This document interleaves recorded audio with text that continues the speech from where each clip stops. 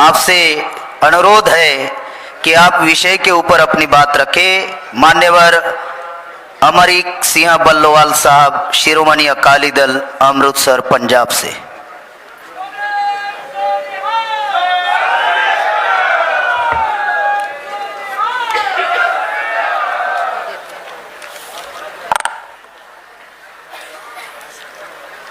बामसेफ के इस राष्ट्रीय अधिवेशन में उपस्थित सभी मेहमानों का, देश भर से आए डेलीगेट्स का स्वागत करते हुए मैं आपको फतेह अर्ज करता हूं। वाहिगुरु जी का खालसा, वाहिगुरु जी की फतेह। बामसेफ के द्वारा जो श्री गुरु नानक साहिब जी का 550 साला प्रकाश पर्व है, उसको समर्पित करके जो राष्ट्रीय अधिवेशन यहाँ किया जा रहा है, इसके लिए पूरे विश्व में बसी हुई सिख कौम बामसेफ का धन्यवाद करती है, आभार व्यक्त करती है। और मैं आप सभी को, जो इस पंडाल में उपस्थित हैं, जो बाहर भी हैं, सरदार सिमरनजीत सिंह जी मान और शिरोमणि अकाली दल अमृतसर की तरफ से जहां गुरु नानक साहिब के प्रकाश पर्व की बधाई देता हूं, वहीं मैं क्रिसमस की भी आपको बधाई देता हूं। इस विषय के ऊपर बोलना हमारा इसलिए ज़रूरी हो गया क्योंकि जो सुप्रीम कोर्ट का अयोध्या वर्डिक्ट आया था, उस वर्डिक्ट में सिखों को जानबूझ के शामिल किया गया। ब्राह्मणों की ये स्पष्ट सोच थी कि शायद ऐसा करने से सिख समुदाय राम मंदिर के हक में आ जाएगा, पक्ष में आ जाएगा और मुसलमान भाइयों से लड़ना भिड़ना शुरू कर देगा, मगर वो नहीं हो सका। क्यों नहीं हो सका, इसके बारे में मैं विस्तार सहित जानकारी आपसे साझी करूंगा। गुरु नानक साहब ने जो सिख धर्म की स्थापना की, सो इस धर्म की स्थापना से लेकर खालसा पंथ की साजना तक, गुरु गोविंद सिंह ने जब खालसा पंथ की साजना की, इस पूरे कार्यकाल के दौरान गुरु साहब ने ब्राह्मण के बनाए हुए ब्राह्मणवाद और विपरवाद को चुनौती दी। गुरु साहब ने विपरवाद की बनाई हुई सब कर्मकांडी मान्यताओं को चुनौती दी। बचपन में गुरु साहब ने ब्राह्मण के बनाए हुए जाति सूचक जनेऊ को पहनने से इनकार कर दिया और बोल दिया कि नीचा अंदर नीच जात, नीची हूं अत नीच, नानक तिन के संग साथ, वड्डिया स्यों क्यों रीस। और उसका मतलब है कि गुरु नानक साहब उनके साथ है जिनको ब्राह्मण शूद्र कहता है, ना कि ब्राह्मण के साथ। इसी तरह ब्राह्मण के बनाए हुए जात पात के मायाजाल को तोड़ते हुए गुरु साहब ने यह भी फरमान किया कि जात का गर्भ न कर मूर्ख गवारा। गुरु साहब कहते हैं कि जो ब्राह्मण जात का अभिमान करता है, अहंकार करता है, गर्व करता है कि मैं बहुत ऊंचा हूं, ये एक मूर्ख और गवार है। और आगे कहते हैं, इस गर्भ ते चले बहुत विकारा। ये अहंकार करना, अपनी जाति का अहंकार करना सबसे बुरा काम है। और सुप्रीम कोर्ट ने जो अयोध्या फैसले की वर्डिक्ट दी, उस वर्डिक्ट को पढ़ते हुए हमें हंसी बहुत आई, क्योंकि सुप्रीम कोर्ट के जज अगर ऐसी बातें करने लगेंगे तो उनमें और अनपढ़ों में क्या फर्क रह जाएगा। सुप्रीम कोर्ट के जज कहते हैं कि अयोध्या में इसलिए राम मंदिर बनना चाहिए क्योंकि सिखों के गुरु गुरु नानक साहब अयोध्या आए थे। तो उसके आगे मैं आपको बताता हूं कि ये ब्राह्मण कितना खतरनाक राक्षस है। गुरु नानक साहब हरिद्वार में गए थे। हरिद्वार में कुछ ब्राह्मण लोग गंगा में खड़े होकर सूर्य को पानी दे रहे थे। जब सूर्य को पानी दे रहे थे तो गुरु नानक साहब ने भी वहां खड़े होकर पंजाब की तरफ पानी देना शुरू कर दिया। ब्राह्मण ने पूछा कि ये आप क्या कर रहे हो? वो बोलते हैं गुरु साहब कि मैं अपने खेतों को पानी दे रहा हूं। ब्राह्मण बोलता है तू पागल हो गया है, तेरा यहां से पानी पंजाब कैसे पहुंच सकता है? तो गुरु साहब हंस के बोलते हैं कि अगर ब्राह्मण का दिया हुआ पानी सूर्य तक पहुंच सकता है तो मेरा पंजाब तक नहीं पहुंच सकता। वहां पर हर की पौड़ी पर बैठ के गुरु नानक साहब ने जब सच का उपदेश दिया, जब ब्राह्मण के बनाए हुए कर्म कांडों को तोड़ा और ब्राह्मण की बनाई हुई झूठी मान्यताओं को तोड़ा, तो वहां पर सिखों ने गुरुद्वारा उसारा, जिसको गुरुद्वारा ज्ञान गोदड़ी साहिब कहा जाता है। उस गुरुद्वारे को 1972 में इन ब्राह्मणों की भीड़ ने तोड़ दिया, उसकी ईंट अलग कर दी। आज तक वहां पर गुरुद्वारा ज्ञान गोदड़ी साहिब नहीं बन सका। एक हफ्ते पहले की बात है, उड़ीसा में मंगू मठ करके एक जगह है, जहां पर गुरु साहब ने बैठकर ब्राह्मण को बताया था कि तू थाल में दिए जला के जो आरती करके दिखावा करता है, मूर्ति की आरती कर रहा है, देख भगवान की लीला कितनी न्यारी है। उसने पूरे ब्रह्मांड की आरती बना दी है। जितने तारे आसमान में हैं वो दिए हैं, और सूर्य है वो पूरे ब्रह्मांड में चक्कर लगा रहे हैं। जहां इतनी बड़ी आरती हो रही है वहां तेरी ये बनाई हुई कर्मकांडी आरती का कोई मूल्य नहीं रह जाता। उस गुरुद्वारे को भी एक हफ्ते पहले तोड़ दिया। तो गुरु नानक साहब जहां जहां गए, जहां जहां जाके उन्होंने सच का प्रचार किया, वहां बने हुए गुरुद्वारों को ब्राह्मण तोड़ रहा है और अपने राम मंदिर को बचाने के लिए बोल रहा है कि यहां गुरु नानक साहब आए थे, कृपा करके यहां मंदिर बना दिया जाए। देखो इनकी शैतानी, इनको गुरु नानक साहब से कोई लगाव नहीं है।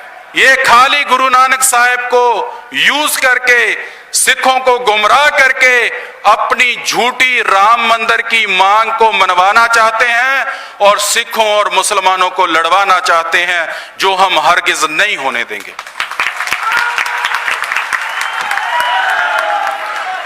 गुरु ग्रंथ साहब में राम शब्द का जिक्र आता है।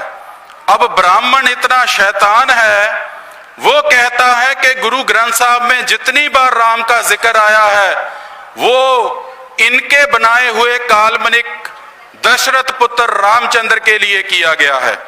लेकिन मैं आपको तथ्यों के साथ बताना चाहता हूं कि गुरु ग्रंथ साहब में राम का हवाला दो तरह से दिया गया है।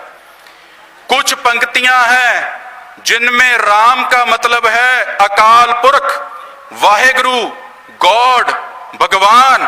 क्योंकि तब जब भक्ति लहर चली थी, भक्त रविदास जी थे, भक्त नामदेव जी थे, भक्त कबीर जी थे, वो सब भगवान को राम कह के बुलाते थे, वो अकाल पुरख को राम कहते थे। इसीलिए ब्राह्मण ने उनके राम को हाईजैक करने के लिए एक काल्पनिक राम को तैयार कर लिया। और गुरु ग्रंथ साहब में जो अकाल पुरख को बोला गया है, सो पंक्ति आती है जपजी साहब जो सिखों की रोज की प्रेयर है, सुबह पढ़ते हैं, उसमें लिखा गया है, तिथे सीतो सीता महिमा माए, ना ओ मरे ना ठाके जाए, जिनके राम वसे मन माए। अभी ब्राह्मण बोल रहा है कि ये राम दशरथ पुत्र राम को कहा गया है। नहीं भाइयों, गुरु ग्रंथ साहब का अध्ययन करने वाले ये बात जानते हैं। इस पंक्ति का असल मीनिंग, असल मतलब ये है कि जिनका मन उस प्रभु की भक्ति में लीन हो गया है, सीता का मतलब जैसे सी दिया जाता है, कपड़े को सी दिया जाता है, ऐसा जिनका मन उस प्रभु की भक्ति में लीन हो चुका है, उनको ना तो आत्मक मौत आती है और ना उनको संसार की मोह माया ठग सकती है। जिनके राम हृदय में बस सकता है। राम मतलब प्रभु, वाहेगुरु, अकाल पुरख। ये किसी काल्पनिक दशरथ पुत्र का जिक्र नहीं है। और जहां दशरथ पुत्र का जिक्र किया गया है वहां गुरु साहब क्या लिखते हैं? गुरु साहब लिखते हैं, पांडे तुमरा रामचंद सो भी आवत देखिया था, रावण सेती सरबर होई घर की जोई गवाई थी। ये भगत नामदेव जी लिखते हैं पन्ना नंबर 875 पर, और उनकी वाणी गुरु साहब ने गुरु ग्रंथ साहब में दर्ज की है। इसका मतलब है कि पांडे जो तुम राम की कथा सुनाते हो, हमें नहीं मालूम तुम्हारा राम हुआ कि नहीं हुआ, लेकिन जिस राम की, काल्पनिक राम की कथा तुम सुनाते हो, वो राम कैसा राम था जिसकी दुनिया को कोई देन नहीं थी। उसकी पत्नी को रावण उठा के ले गया और वो उसी को छुड़ाते हुए जंग लड़ता रहा। आगे गुरु साहब लिखते हैं, नानक निरपौ निरंकार होर केते राम रवाल, केतिया कान कहानियां केते वेद विचार। पन्ना नंबर 464 गुरु ग्रंथ साहब का। इसका मतलब है कि निरंकार प्रभु डर से रहत है, और कोई भी राम, इनके काल्पनिक राम को टारगेट करके गुरु साहब लिखते हैं, कोई भी दशरथ पुत्र राम उस निरंकार के पांव के जैसा भी नहीं हो सकता। अभी जिस राम को गुरु साहब बोल रहे हैं कि वो तो निरंकार और अकाल पुरख के पांव के जैसा भी नहीं हो सकता, उस राम का मंदिर बनाने के लिए गुरु साहब की एग्जाम्पल दे रहे हैं ये। ये बातें गुरु ग्रंथ साहब में लिखी हुई हैं। सिख किसी अवतारवाद को नहीं मानता, सिख किसी दशरथ पुत्र राम का पुजारी नहीं है। जब सिख राम का पुजारी ही नहीं है तो सिखों का राम मंदिर के हक में खड़े होना सवाल ही पैदा नहीं होता। यहां मैं एक बात और कहना चाहता हूं कि कुछ सिख ऐसे हैं, वो सिख नहीं है, वो ब्राह्मण हैं, जो सिख बनकर पगड़ी डालकर दाढ़ी बनाकर बीजेपी की और आरएसएस की स्टेजों के ऊपर राम मंदिर के नारे लगाते हैं। वो सिख नहीं, सिख पंथ के दुश्मन हैं, जिनका सर कर्म करने के लिए ये तलवार हमारी तैयार बर तैयार है।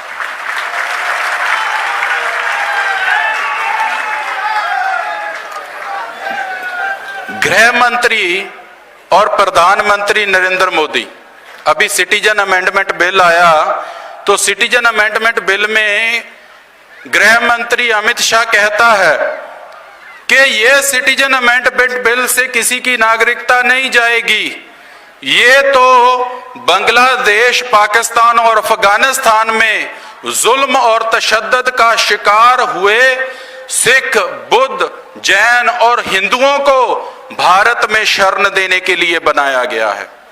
मैं रिपीट कर दूं, अमित शाह कहता है कि सिटीजन अमेंडमेंट बिल इसलिए बनाया गया है क्योंकि सिखों, हिंदुओं, बुद्धों और जैनों के ऊपर पाकिस्तान, अफगानिस्तान और बांग्लादेश में जुल्म होता है, उनकी प्रताड़ना होती है, इसलिए वो अपनी जान बचाने के लिए भारत में आते हैं, तो उनको नागरिकता देने के लिए ये बिल बनाया गया है। मैं पूछना चाहता हूं अमित शाह से, मैं पूछना चाहता हूं नरेंद्र मोदी से कि 1984 का वो समय याद करो जब सिखों के सबसे पाक पवित्र मरकज हरमंदिर साहब के ऊपर तुमने टैंकों से हमला कर दिया था। क्या वो पाकिस्तान में था? क्या वो बांग्लादेश में था? क्या वो अफगानिस्तान में था? 1 लाख से ज्यादा सिखों को फर्जी एनकाउंटर बनाकर इनकी पुलिस ने गोलियां मार मार के मार दिया। उनकी लाशें भी अभी तक फैमिलीज को नहीं मिली। ये हाल है इस देश का। अगर तुम बात करते हैं कि पाकिस्तान और अफगानिस्तान और बांग्लादेश में सिखों की प्रताड़ना हो रही है, अरे भाई जरा झांक के देखो, वहां से ज्यादा सिखों की प्रताड़ना इस मुल्क में हो रही है। वहां से ज्यादा सिखों को यहां मारा गया है। 1 लाख से ज्यादा सिखों को गोलियों से, फर्जी एनकाउंटर्स में मार दिया गया। तो मुझे बताओ अमित शाह, वहां के जुल्म के सिताए हुए सिखों को तुम बोलते हो भारत में नागरिकता दोगे, यहां के सताए हुए कहां जाके नागरिकता लेंगे? आज भी गवाही दे रही है तकरीर।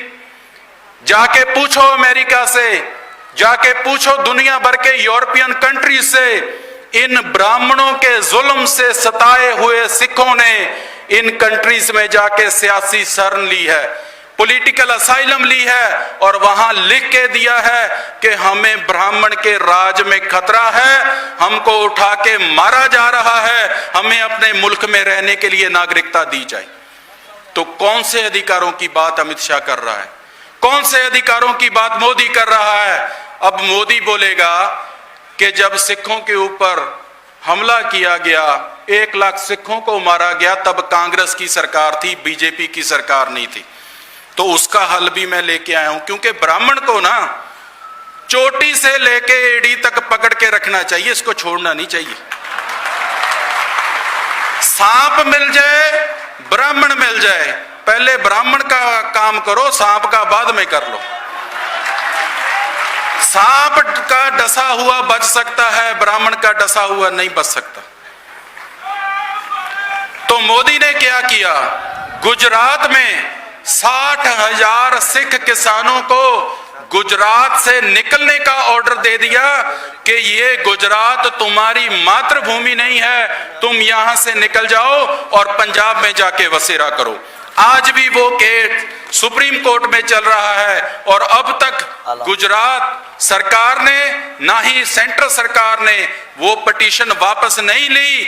आज भी कच्छ में बसते हुए 60,000 सिख किसानों की जिंदगी खतरे में है।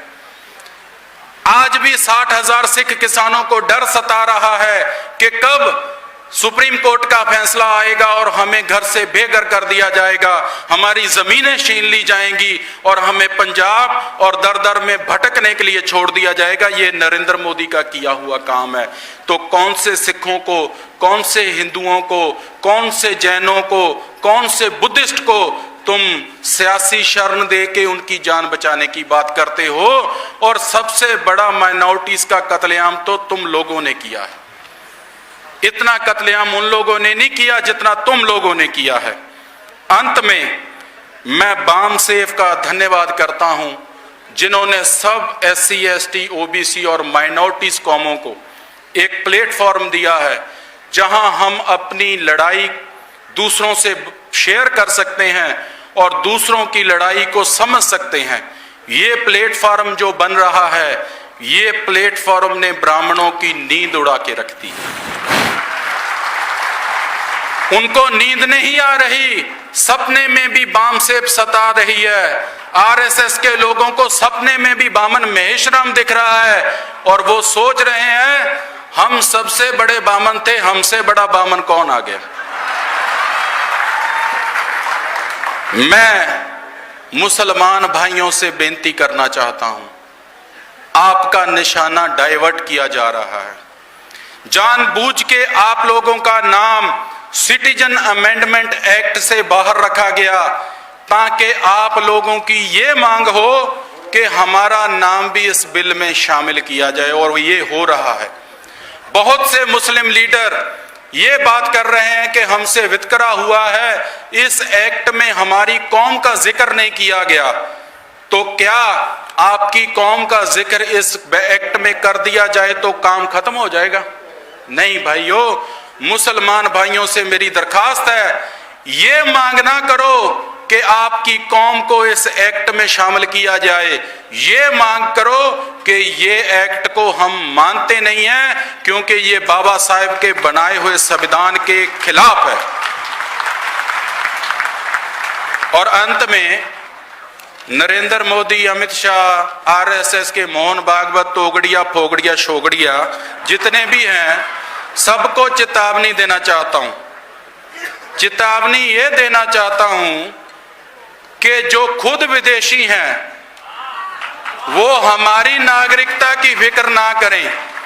इतिहास गवाह है, हमने अब्दाली नहीं बख्शा, तुम क्या चीज हो। जिस दिन ये उठा ले तुम लोग फिर यूरेशिया, पर्शिया, फ्रेशिया में जाके दिखोगे, भारत में नहीं दिखोगे। सो एक ही मैसेज है, एक साथ हो जाओ, एकजुट हो जाओ, एक साथ होके संघर्ष करो। मुट्ठी बनकर संघर्ष करेंगे तो ब्राह्मण के दांत निकाल देंगे, खिलर जाएंगे तो खुद बिखर जाएंगे और तबाह हो जाएंगे। इतनी बात से मैं फतेह बुलाता हूं। वाहेगुरु जी का खालसा, वाहेगुरु जी की फतेह। धन्यवाद सर। बोले सो निहाल। और अभी एक फोटो मैं नोमानी साहब के साथ भी कराऊंगा ताकि उनको आश्वासन दे दूं कि आपका सिख भाई आपके कृपान के साथ खड़ा है। आप फिक्र ना करें कि इस देश से मुसलमानों को ये ब्राह्मण निकाल देंगे, आपके साथ खड़े हैं, डट के लड़के मर जाएंगे लेकिन आपको निकलने नहीं देंगे, इनको निकालेंगे। धन्यवाद सर। मान्यवर अमरीक सिंह बल्लोवाल साहब जो कि शिरोमणि अकाली दल अमृतसर पंजाब से हैं।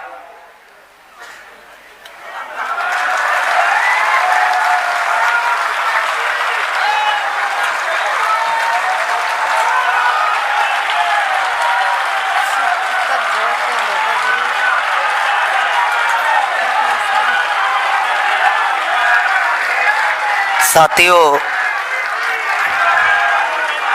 वामन मेश्राम साहब हर बार जो इत्तेहाद कायम करने की बात करते थे, आज वो इत्तेहाद बामसेब राष्ट्रीय मूल निवासी संघ का 36वां जो संयुक्त राष्ट्रीय अधिवेशन है, आप अपने आंखों से देख रहे हैं कि SC ST OBC माइनॉरिटी एक साथ में लड़ाई लड़ने का माहौल जो इस देश में खड़ा हो रहा है। साथियों, एक सूचना है, मौर्य क्रांति संघ की मीटिंग महाराष्ट्र